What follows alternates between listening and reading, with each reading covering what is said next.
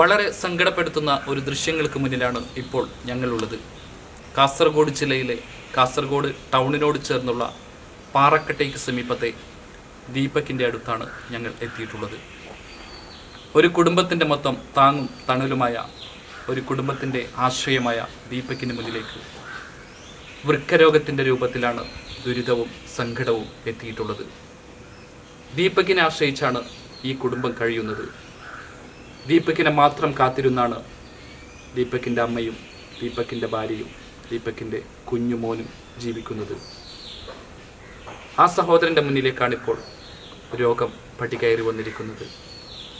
വൃക്ക മാറ്റിവെച്ചാൽ മാത്രമേ എന്തെങ്കിലും പ്രതീക്ഷയുള്ളൂ എന്ന് ഡോക്ടർമാർ പറയുമ്പോൾ പകച്ചു നിൽക്കുകയാണ് ആ കുടുംബം.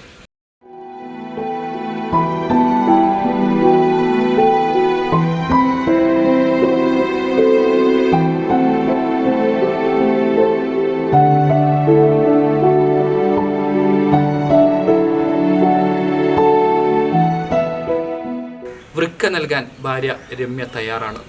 പക്ഷേ വൃക്ക ദാനമായി ലഭിക്കുകയാണെങ്കിലും 15 ലക്ഷത്തോളം രൂപ ഓപ്പറേഷനും തുടർന്നുള്ള ചികിത്സയ്ക്കുമായി ആവശ്യമുണ്ട്.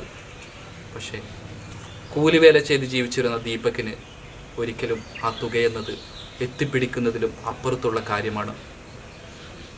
ചികിത്സയുടെ ചെലവ് മാത്രമല്ല, ഈ വീട് പോലും എങ്ങനെയൊക്കെയോ പണിത ഈ വീട് പോലും ഇന്ന് ജപ്തിയിലാണ്. ഏത് നിമിഷവും ബാങ്കുകാരൻ ഈ വീടിനെ കൊണ്ടുപോയേക്കാം. അതിനിടയിലാണ് ചികിത്സയ്ക്കുള്ള വഴിയും കണ്ടെത്തേണ്ടത്. എന്ത് ചെയ്യണമെന്നറിയാതെ ഈ അമ്മയും മകനും ഭാര്യയും കുഞ്ഞുമോനും കരഞ്ഞിരിക്കുകയാണ് ഈ വീട്ടിനുള്ളിൽ.